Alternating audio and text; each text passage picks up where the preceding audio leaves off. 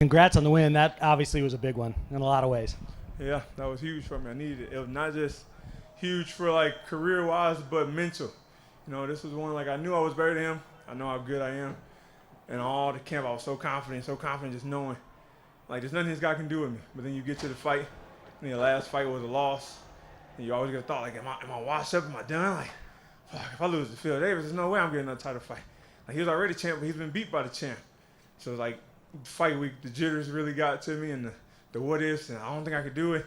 Then today it really hit me hard. Like I was shivering. I thought I had the chills or a flu all day. I was like shivering and just that nervousness. So to go out there and get that win, it was definitely a huge relief and take that burden off my chest and my back, and now I can breathe again. Like enough stress that like you literally got like fever chills. Like every day wow. I was in the room, closed the window, heat on.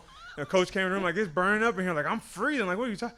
Like I thought for sure, like did I get COVID again? Like I didn't know what was going on. I was just so nervous. Like if I lost, like my only goal is to be here to be the champ. But I figure if I lost, like there goes that. I'm back to the bus. Let me ask you about that too, because on Wednesday at the press conference, he was pretty complimentary of you and obviously saying, how important it was for him to fight someone of your caliber. And as he's complimenting you and kind of chuckling, I noticed you're just straight ahead. You didn't really grin much. You didn't make any kind of reaction. You were just very kind of laser focused on. It was that part of it as well, just needing to be in the zone and make sure to not get distracted. It's strictly business. That's it. You ask anybody know me in the gym, when I get into the gym, everybody joking and playing. Like, I joke and play, but once I start warming up, the smile stopped. We focus. And when that press conference was just another part of the business trip. All week, that was just my mindset. With my team in the hotel room, I could play around, but outside, it was when I see my opponent, when I see all these other guys, it's strictly business. We're not smiling. We're not getting. I heard what he was saying. I was like, all right, you think you up to my level. But like I said, I got to go out there. It's my job to show him he's not the same level as me, and I was focused. And the other part of that was we did that whole press conference. Like, one person asked me a question. I was kind of like Kale Sonnen said, like one of the most disrespected 205ers in the game. And that was just another thing. Like all these people here, and I one question for me, I'm going to show them. I'm going to show them. You ain't got to like me, but you're going to respect me. And that's all this was. That was just a message. Like, you might think he better than me, but I'm going to show you. When we get to the end there a few minutes ago, how confident were you? I know that's what you guys get asked all the time, but I guess I was a little potentially surprised to see that it was a split. Phil seemed surprised that he lost. I wasn't as confident in the last round. The last round was the one that kind of had me wondering. But the earlier two, like I said, I took him down. I was laying straight. He hit me with a couple. I told Coach, he caught me with a couple of double jabs and a cross. But the one kick he threw, I avoided. I was actually getting initial takedowns. He was just catching me off of scrambles. He never actually shot and took me down. I defended all his shots, even though he had my back in control. Like I was trying to get off the cage, thinking like I'm losing cage time right now. He's getting points. He's getting time. I was trying to get out of there, but other than that, I felt like I was winning. But when they said that one round, 29-28 to Phil, like, Bert said it, don't leave it in the hands of the judge because they'll make you cry. But they got it right. I feel like you know what's next. You got to wait for the main event, right? But how confident are you that regardless of who wins in the main event, that you'll be the next challenger later this year? Well, I just talked to Kogan in the hallway on the way out the cage. Like, yo, Kogan, what we doing? Like, grabbed him in the face. He kept shaking his head. Like, don't shake your head. Tell me, what are we doing? He said, there's only one thing we can do. Like, there's nothing else left. Like, Tyler, and just shook his head. So that's it. And nothing else to do. I'm number one contender. Why would I go back and fight back to get back here when I just beat the number two? Just go ahead. We should have did the trilogy in the first place, but they already announced the Yoel fight. So hopefully Nemkov wins tonight, and we can do that trilogy. It'll be big. If Yoel win, or hopefully Nemkov's win, we can do the trilogy. But if Yoel win, I'm prepared to get the title. And do you have a time frame of when you'd like to do that? Like, do you want, if Nemkov's going to win, do you want to see him get it done in a hurry because you guys are on the same kind of time schedule and you could fight later this year without worrying about when he's going to be ready? I would like to fight again at the end of this year. I would like to get 2 fights this year, But if not, it is what it is. But I'm going to wait this time until they tell me we got a date before I start training crazy. Like, I'm always training. But after the last fight, the first fight when I got the headbutt and the cut, and they told me the next morning, like, we booking it right away. So as soon as it's cut here, we're going back in. And so I went right back to camp and was training hard like we was going to get a fight in 2 months. Then 2 months later, they finally called me, like, oh, he had a visa. And before you know it, I was training for like 6 months straight, and I was wore out. So this time I'm going to do it right. I'm going to be prepared the right way. And then what goes different, if it's Nemkov again, what goes different for you the next time? Everything. I'm going to go back like it was the first fight. The second fight, like I said, I'm not one to make excuses.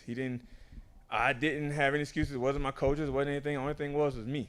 You know, when I got to the locker room and people was texting me, oh, he's probably taking EPO. There's no way his cardio was up. He's doing this. He did that. He was greasing. He kept spinning his mouthpiece out. There's no way you couldn't grab him. And at first, I was like going along with it because it made you feel good. But I got home and told my wife, like, what am I talking about? Like, everybody pointing fingers. Everybody was like, nobody pointed a finger at me. The problem was me. Like, I didn't train hard enough this camp. He outworked me straight out. That's it. Ain't no cheating if he did. Even if he was taking something, who cares? Yeah, Rocky was all natural and the Russian was taking stuff, but he worked hard. Even though that was a movie, that was my mindset. Like, I just have to work harder. Every time I did an interview, what you got? I got to work harder. And like I was telling them on the way over here, this camp, I worked harder. Usually I only work 2 times a day. This camp, I was doing 4 to 3 days every day. There was no break. Ice bath, eat, back to the gym. Ice bath, massage, back to the gym. Sauna, back to the gym. That was it. My mindset is I will never be outworked again. And that's all I'm going to do next camp, work even harder. Appreciate it. Thank you, man. Hey, Corey, appreciate your time. Congrats on the win, too. So, first, you're an Illinois guy. Did you feel the crowd behind you at all tonight? Oh, of course. Like, when I walked out, you can hear the pop, you know? And the last time I was so, I ain't going to say upset, but I just didn't really want to come home. You know, I didn't, because the first fight was home, I would have been excited. But the fact that I saw a lot of people on social media from my hometown saying there's no way Corey Anderson could win this fight, Nemkov is a monster, when it was in California, and it went the way it did. And I knew if we came home, all those same people would be bandwagon, just like, oh, Corey going to do it and come. So I wasn't excited about doing it home at that point. And I let that be too much of my energy throughout the camp. Like, just didn't want to be here. Not an excuse, just I didn't want to be here. As for this time, I didn't care who it was. I was telling my wife, we can do this in the alley. I just got to get back to the winner's circle. Once I get back to the winner's circle, it's going to be a whole different ball game. My mind going to be right. I'm ready. I'm fired up. Let's do this. And we got there home, and today it was cool to see all the love. I saw my old high school wrestling coach in the crowd on the way out. One of my old football coaches from JV was here. Just people I haven't seen since 2007. I'm seeing their face on the way out, so that it made me feel good to be here. Yeah, you could feel everyone's breath was held while the decision was being named, and when the second your name came out, it was a big yell. Phil Davis shot for the first takedown, and you defended it well. And then you shot after that. Did you have a particular game plan where you'd rather keep this standing or on the feet, or did you feel comfortable no matter where it went? I mean, my game plan is always to be a mixed martial artist, you know. The last fight I was against Nemkov, like I said, second fight, since the first fight we took him down so much, the game plan was like, we're just going to get him down again. It's going to be easy to get him down again. And we shot a lot with no combos, no punches, no setups, just shooting. As for this time, we're not doing it again. We spent a lot of time in the boxing gym, box sparring, getting my hands ready, getting ready for kicks, checking kicks, throwing kicks. If the initial takedown was to come from him, being able to scramble on top, and if opportunity came when he over-punched, shoot on him. But it definitely caught me off guard at the very first punch that he went underneath me. He was gone like a dart. I didn't even see it, to be honest. Like, I threw the jab and he was gone, and my body was just like, sprawl. And I happened to get out of there. So it worked out perfect. And then the other thing, too, even in this post-fight interview, you mentioned mindset. You've said it a couple times. Everyone likes to talk about the physical aspect of the game. Is there any mental preparation you do? And especially with the way the first Nemkov fight went and then the second, has your mentality changed at all throughout your career? I mean, mentality is the biggest thing. It is. You can be one of the greatest athletes in the world, but if you can't perform when it's time to get in the cage, that's a mental block. That's a mental problem. Like, I know a lot of college athletes, like guys I would wrestle in the room, that was just phenomenal. Just anybody come in the room and they just dust them. But they get into the match and they just couldn't put it together. They win some matches, when the big match comes, they would lose. And it's guys like that in fighting, like, oh, this guy's gonna be a world champion. And he get out there and he's like, oh, what was that performance, you know? Aldana last week against Nick, a mental thing, that's a big thing. So for me, you know, it's the belief, not just mental, but believing in your preparation. It's a wrestling club. I wrestle at Elite Wrestling Club in New Jersey, and that's the biggest sign to do it. Believe in your preparation. Believe in your preparation. That's it. No matter what you do, you just got to believe it's going to work. It's the reason why you did it so much, hours after hours and out. Now you got to believe it's going to work. And I got this other thing I do called Brain Tap. They're a sponsor of mine, too. I've been using them for about 6-7 years. I talked about it on the Joe Rogan podcast. I've talked about it in fights and media. It's just something. It does like positive affirmations and other things, like you can sleep, and it's putting messages in your head.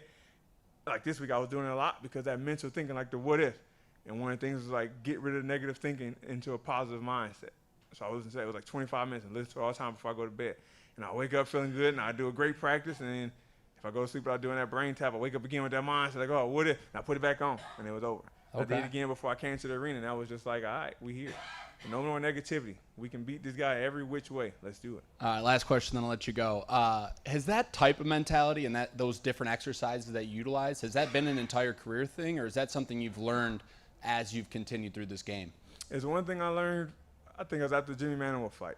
You know what I mean? When I got knocked out, my first main event, I was knocked out. And I went back and watched that fight, and I know how much better I am than that. But the mindset, thinking like, oh, he's such a high-level guy, there's no way I can compete. If he hit me with that left hook, I'm going to go out. And exactly what he did, he hit me with the left hook, I walked right into it. It's like I talked it into existence. If I would have just thought, like, I can go out here and beat this guy, there's no way I would have circled into it. But I'm thinking, like, oh, I can't get hit, and started circling right into it. And ever since then, like, he told me after, like, bro, you're a monster. Like, we were so scared of this fight. Like, I thought for sure he was going to get on a takedown and take me down, and I did not want to be on the bottom. But then I got in there, and I could see, like, you just weren't the same monster as we thought, and I just knew I could take over. And after that, it was like I got bigger. I started working on my mindset. My brother kept telling, you a beast, bro. You a beast. Ain't nobody train like you. That's where Beast in 25-8 came from. Nobody train like you. Everybody 24/7. You 25-8. You got a different mindset. You a beast. Believe it. Believe it. And here we are, 2023, and I'm believing it every day. I tell myself I'm the best. Don't care what the people say. Don't care what social media and Twitter say. You can say, don't like me, but you're going to respect me. And when I get that belt, I can't wait to hear him say, oh, man, I can't believe he did it. And we did it. Congrats again on the win. Thank you for your time again. Appreciate it. Thank you.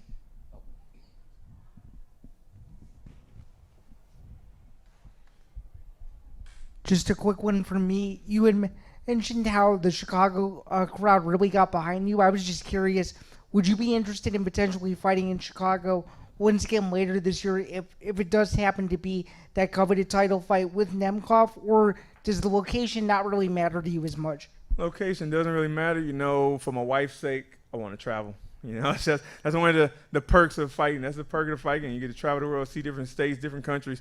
You know, it'd be nice to do like that Dublin card or Paris card. Like I've seen the crowds there. It'd be awesome to do something like that. But, yeah, you know, we've been to Chicago twice, and this is home for us. You know, it's 2 hours from my wife's parents. It's 2 hours from mine. So we come here often. We see these people all the time. Like, I love my people, but I want to go see some other faces, some other accents, and learn some different stuff, some different food, and learn different cultures. That's what this game is for. And just one more follow-up for me. How do you think the main event plays out, and who do you think wins the fight? I mean, I'm thinking and I'm hoping Nemkov gets it done. I really believe Nemkov is like one of the top 205ers in the world. Like, I fought in the UFC. I'm fighting here, and the people I fought and the way I fought that last fight with Nemkov, like, the things he did, I've never had anybody do. Nobody's calf kicked me that much. Like, even though I was blocking, he kept throwing it since my third fight in the UFC, you know. So I hope Nemkov gets it done, and I can test myself against him, get that belt, and say I defeated the best in the world. Corey, just one from me. You talked about developing that confidence. How long did that take you to do that in mixed martial arts? Was that something you just developed throughout your whole career? I'm just curious, how have you been able to do that? And you talked about the mindset. What have you done to create that kind of mindset where you're always having that positive thinking? I'm looking off in space. I'm trying to think of the day. I remember the exact day. It was 2020, helping DC for the trilogy fight with Stipe Miocic. I was out there. It was my first time sparring after getting knocked out by Jan Blachowicz, and I remember just being I was so scared to go back to sparring after getting knocked out, and I had like this whole hospital scare and all this stuff later on. I was scared, like, what would happen if I get hit again? So I didn't spar. And DC talked to my coach, and I went out there to help him. And I remember that first spar back, we went at it. We went 5 rounds. And I remember we got in the car, and he did a little Instagram, like, yo, we just did this good work, blah, blah, blah. Corey, my man, this dude's a beast. Then when he got off, he looked at me like, no, I'm dead serious. Like, you're a beast, bro. Like, only person that can go 5 rounds with me like that is Cain Velasquez. And we see what he do. There's no reason in the world you should be losing. There's no reason in the world you should not be the UFC champ. This one I was saying, you're the UFC champ right into this year. Like, there's nobody out there that can do that, what you just did. Like, you got to believe, bro. Like, you are really that good. You just make mistakes. There's no more mistakes that can be made. And it was that moment. I remember calling my wife, like, yo, I just did rounds with DC. And he swore, like, I'm probably one of the best dudes he ever went with, one of the better dudes he ever went with. She's like, yeah, I've been telling you, you're like one of the greatest. Like, I've been all over. She was the GM at Rufus Sports. Like, I've seen people come in, and nobody works like you do. You just got to believe it. And after that, that instant, like, I finally believed it. Like, I am that good. Sometimes I just take an outside voice for you to hear it. Thank you. Corey, thank you very much. Thank you.